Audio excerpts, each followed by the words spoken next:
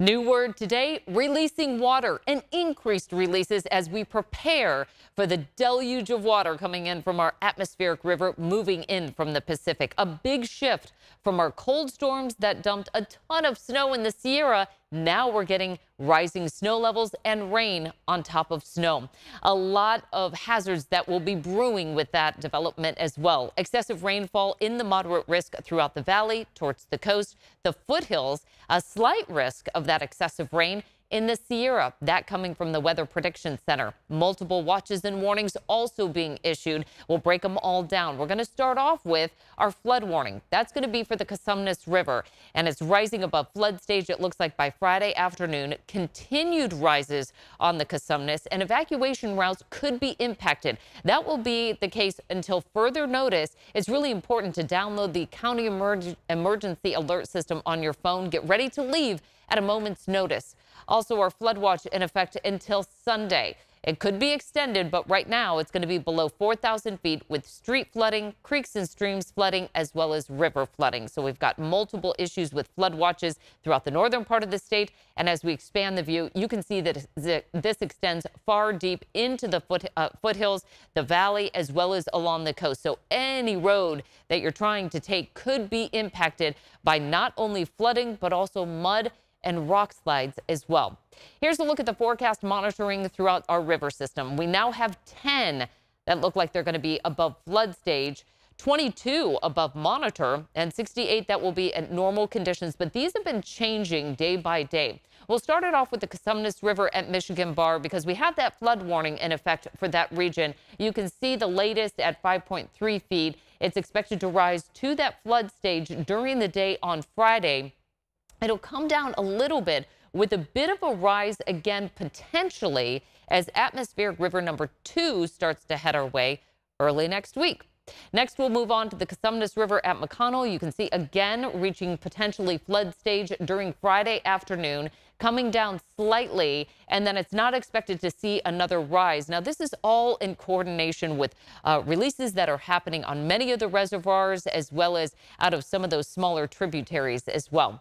The Tuolumne River at Modesto, that also reaching flood stage, it looks like a little bit later, possibly into our Saturday afternoon, and then just kind of hovering right below that flood stage, dropping by early next week. We'll be monitoring that pretty closely. That water, especially in the Tuolumne, is running very high, and so there's not going to be a whole lot of time if that does start to get to a flood stage level.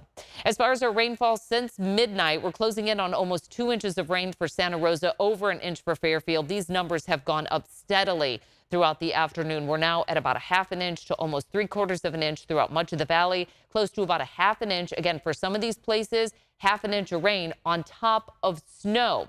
We'll continue to see the heavy rain for tonight, and what you'll notice is we see a lot of rain overnight in the Sierra. That'll be above the pass level where we have feet of snow. We're talking over 10 feet of snow for most places. It'll turn to snow during the day tomorrow, but it's going to be a complete mixed bag of precipitation for the high country.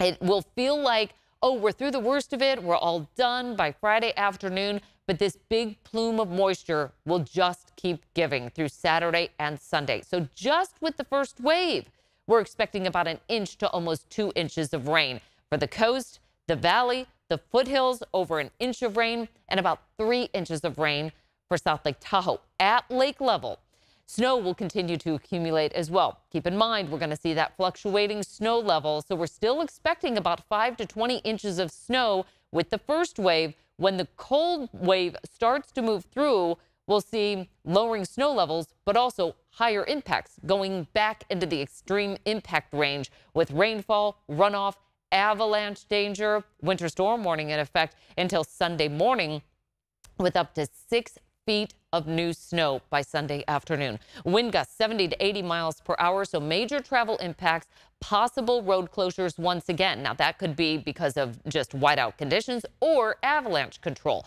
because we have an avalanche warning in effect through Saturday morning, but there is word it could be extended through Sunday morning with gale force winds, rain on snow, creating large avalanche potential throughout the high country as well as the back country. So a lot of the ski resorts are likely going to be doing those avalanche controls through the course of the weekend. All right, here's a look at what has been coming through over the past couple of hours. We've seen periods of heavy rain, gusty winds, and a changing snow level. I just want to take it back 3 hours ago. So as we start this off, look at the snow line right here. It moves up above Blue Canyon, above Pollock Pines. Keep in mind, all of these places had about 4 to 5 feet of snow on the ground. So some of that snow is covering storm drains. Now we're getting rain. We're talking the potential for major flooding in some of those roadways, as well as low-lying areas that are going to be accumulating that water. That being true as well, south of Highway 50, Arnold, Twain Harte, Miwok Village, even Sonora had snow, Groveland as well. Now that snow line is pressing up the hill.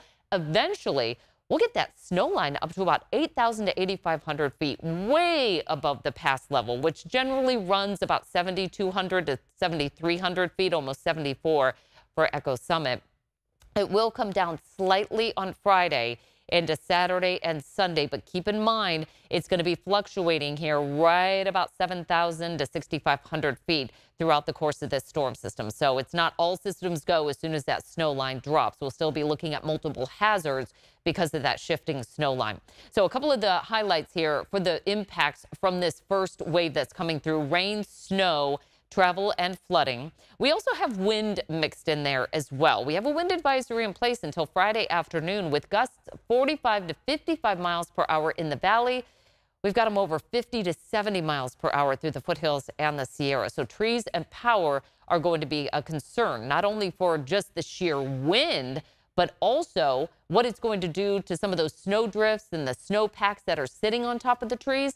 They could fall, get onto some power lines, as well as cause whiteout conditions for the high country. So you can see the winds really starting to ramp up as we head towards midnight. They will stay in place through almost the entire morning commute. But once we get through the afternoon and the evening, when we get a bit of a break from the rain, we'll also get a bit of a break from the wind as well. So Friday late afternoon in through the evening, looks like we will get just that small window of opportunity.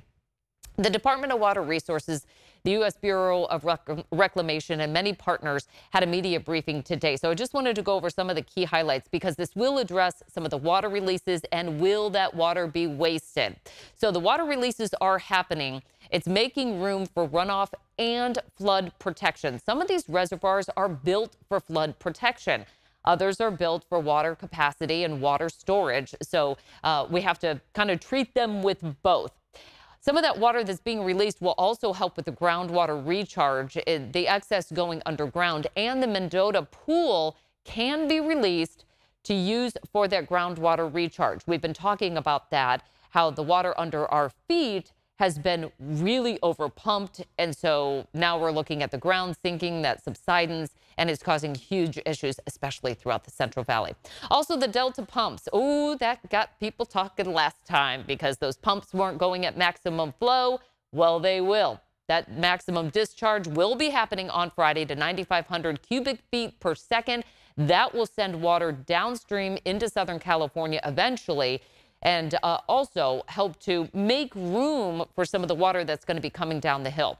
All that happening when in the background, we still have areas in drought. Last week, this is what things looked like for our drought monitor. This is what it looks like this week. So we're still 43% of the state covered in moderate drought, severe drought still 19%. And most of that is in the northern part of the state where our largest reservoirs are. The central part of the state looking pretty good at this point. That, again, will help with the groundwater recharge where we have the biggest subsidence. You can see all of these areas right here. This is what the Department of Water Resources has said is in critical category for low groundwater levels. In fact, we have at this point 63% of our monitoring wells below the normal level, 96 dry wells reported this year. And the Department of Water Resources is saying basically until we get that groundwater issue figured out, we're going to continue to be in drought. Hopefully this excess water goes underground, brings up that groundwater level, and then we can kind of breathe a sigh of relief. All that being said, our hydrologic change is considerable when we look back at December 25th, before that our first series of atmospheric rivers came through. We have shifted things considerably. Most of the state at about 100 to almost 300% of average for precipitation. A really good situation here.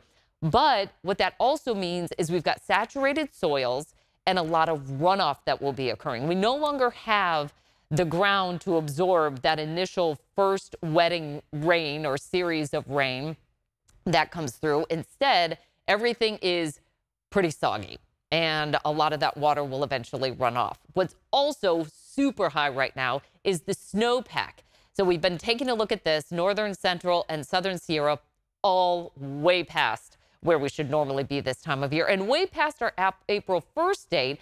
That's about the point that we start to look at significant runoff. So when you think about it, we're only about 20 days away from when we would normally see that runoff anyway. So we're just kind of moving up that timeline a little bit with this warm storm for the Sierra snowpack to start running off. So we're at 183% of average statewide, really healthy snowpack at this point. We're at historic levels, on pace to beat that 82, 83 max for the southern Sierra. Central and northern, a little bit behind that pace. Any way you slice it, we're way above normal. Snowpack looking great. So when the snow starts to melt, what happens here in California is gravity will take it down and start filling our reservoirs. Oroville and Folsom have a really good snowpack and snow runoff that will come in, and that's usually what fills our reservoirs. Shasta is a little bit different because it is more rain-driven instead of snow-driven. So water managers have to play with that a little bit differently than, say, Oroville and Folsom, looking at the snowpack for those two. We still have capacity. We're sitting at roughly about 60 to 75% of capacity right now. The Bureau of Reclamation actually runs Folsom, and you can see there is capacity, but water is flowing out of Folsom. All right, here's a look at what things are looking like in the Central Valley and New Melones, Don Pedro, San Luis. Again, capacity to hold some of that inflow, a little bit below average for New Melones. We have a lot of capacity actually to hold some water there, whereas Don Pedro, San Luis, a little bit more monitoring going on there, and some outflows that will have to be looked at as well. All right, let's get to some of those outflows, and we'll start it off with Folsom. Today, releasing 15,000 cubic feet per second. Tomorrow, it doubles to 30,000 cubic feet per second. We're not quite at capacity, but you can see the dramatic rise that we've been seeing, and we will quickly rise. This is a smaller reservoir. It does not have the capacity that, say, Shasta or Oroville does to take in all that water coming through. So we'll see some rises on the lower American River, and that's just to prevent a bigger push of that water coming out. We want to try to hold on to as much as we can, too. So it's kind of this delicate balance. Hold on to as much as we can, release what we need for flood protection. Here's a look at Oroville. Again, this is pretty big reservoir. 3.5 million acre feet is the capacity. We're at 2.6 roughly at this point, releasing 7,000 cubic feet per second today. Tomorrow, that nearly doubles to about 15,000. Now, as we take a look at Shasta, our biggest reservoir at over 4.5 million acre feet today, releasing about 3,500 cubic feet per second. It could increase on Friday. It's one of those that they're going to watch, but they're really not too concerned. Again, this is mostly rain driven. Trinity, take a look at this. I want to put this full screen so you can see. We're not releasing anything today. We're not expected to release anything for tomorrow because this one is our lowest one. We need help with that reservoir. It has a lot of capacity. It's been one of the most depleted. And so this has the chance to do some filling up.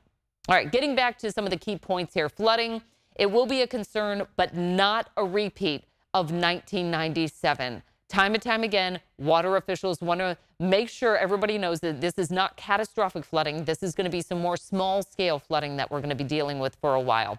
Water impacts will include roads, rivers, creeks. We've been talking about that. And then also the snow melt below 5,000 feet. That will have the cumulative effect and kind of a delayed effect, too, because what we're going to see is that water coming down the hill. So we'll be dealing with it for a while. You can see the teleconnection of how deep we're pulling in that moisture with the low that will move our way today, tomorrow, Saturday into Sunday with that chance of thunderstorms as well. That cold air will eventually work in and will help destabilize the atmosphere, help bring down the snow levels, but also increase the risk of getting those thunderstorms. Again, tomorrow we still see that rain coming in throughout the valley, and that snow line is going to be very thin in the Sierra. Much better snow for the central Sierra and the southern Sierra.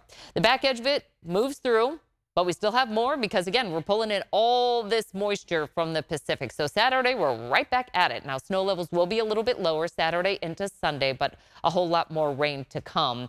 Snow accumulation. This is incredible. This went up over the past 24 hours. So if you watched this yesterday and you noticed that these numbers went up, it's major impact zone here.